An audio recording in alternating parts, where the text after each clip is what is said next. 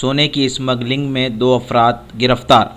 जिद्दा से air India flight के जरिए शमशाबाद इंटरनेशनल एयरपोर्ट पहुंचे। कस्टम ऑफिसर्स की चेकिंग के दौरान हैरत अंगेज वाकया रोनुमा हुआ। सोने के बिस्किट्स को पैरों के तलवों के नीचे टेप के जरिए बांध कर लाने की कोशिश की गई, लेकिन इनके शातिर तरीकों ने इनके मंसूबे पर पानी फेर दिया। इस टोली के कब्जे से वजनी सोने के बिस्किट्स बरामद कर लिए गए। करीब 1100 से ज्यादा ग्राम्स के बताए गए। मजीद इस टोली की तहकीकात जारी है। Bureau report INDtoday.com।